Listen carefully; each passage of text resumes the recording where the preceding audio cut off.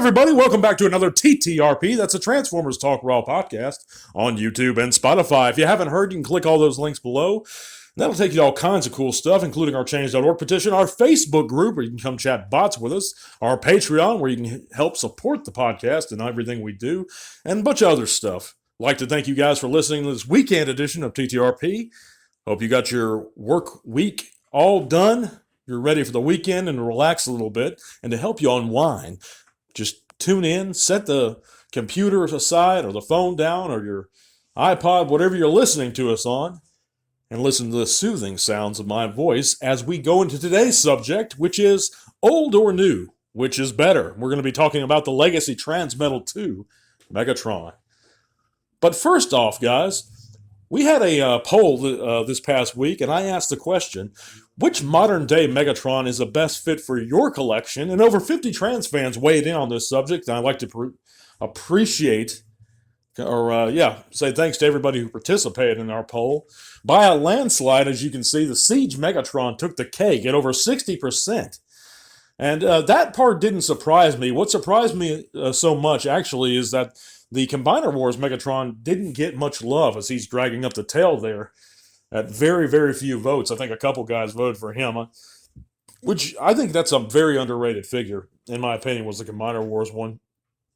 Up to that point, he had one of the best paint jobs Hasbro had ever done. Just a beautiful, beautiful paint job on that figure. But I realize he's out of scale now, so a lot of people have moved on, including myself. I've actually just moved on. But so I do agree with the consensus here. Other than that, I'm not a big fan of the Earthrise face sculpt.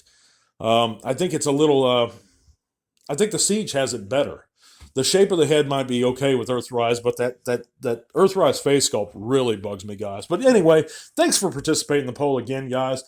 It's really interesting to see what your guys' opinion is on some of this stuff and the subjects that I ask.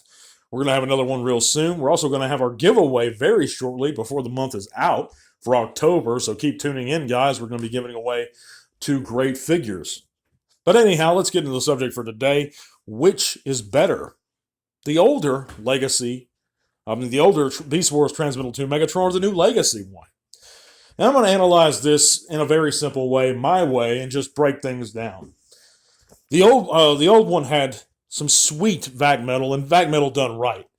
And occasionally vac metal's not done right, and it chips and it peels and it gets banged up over the years. But when done well, which most of the Transmetal figures were, and they do hold up, it's just some of those Fox Kids exclusives and those Walmart exclusives that have that vac metal that doesn't hold up very well. I think there was a Transmetal Blue Rat Trap that was a Walmart exclusive, and it just fell apart on me. But the regular Transmetals and the generalized releases always held up pretty good. They hold up to this day, actually, in my experience anyways. You know, mileage may vary, guys, but even some of the older, like Silverhawks figures, those things held up pretty good as far as the vac metal. So vac metal done right does hold up, and I think that is an edge that the old one has over the new. It had that shiny chrome. That's awesome. Another one is it was cheaper at retail at the time. It was no more than $30. I don't think it was any less than like $25 here in the U.S. I bought it right when it first came out years ago, the Transmetal 2 Megatron. It was an excellent figure. So it was cheaper than the $50 they're asking today. You can say inflation and all that, but let's just look at the facts. Let's put it in the context of its day and compare it in each of its days. So $50 for the Legacy, $30 for the Ultra, I think it was, or it wasn't a Supreme, it was an Ultra class, the old one. So it's $20 more today. It's a smaller figure today. It doesn't stand as tall as the original. I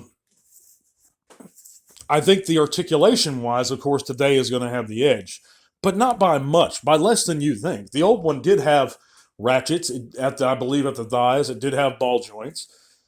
It had a super articulated dragon neck. It had an action feature with a lever on its back that made the dragon head move and the jaw open.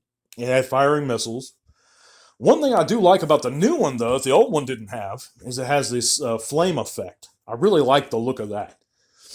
However, in terms of face sculpt, I'm not impressed with the new one, the Legacy one's robot mode face sculpt. I don't think it looks very accurate. I could, correct me if I'm wrong, guys, but I don't think it's very screen accurate. The old one to me actually seemed a little more screen accurate. It was kind of ridiculous facial positioning or the expression, but it looked a little more like Megatron from the show to me. But yeah, the Dragon modes on both were very impressive. For my money, what I'm going to go with is the old one. Since I don't have the old one, I'll probably be picking up the new one. I don't have the old one anymore. I had it for years and years. I don't know what happened to it. But I also have the Cryotech version, the blue RID, I think it was, repaint of it, which was another excellent figure. And I'm willing to bet that Gen Selects is going to use, or Hasbro is going to use the new Legacy mold to make a Gen Selects Cryotech. That would be awesome. And I'd love to see that, by the way. But yeah, let me know in the comments what you guys think, guys. We're going to be back on Monday with a longer segment. I'm going to keep this one kind of shorter, guys. I'm a little tired from this work week. But yeah, I'd love to hear your opinions. Thank you guys so much for listening and all the views we got in our previous segment. This is the 178th T-Talk now. I can't believe we've come this far. Thank you guys so much for all your support. Love you all. I'll be back soon. God bless. And to all are one. This podcast is made possible in part thanks to the amazing support of our patrons. Click the link to our Patreon in the description below if you'd like to help keep T-Talk Raw going strong. Thank you.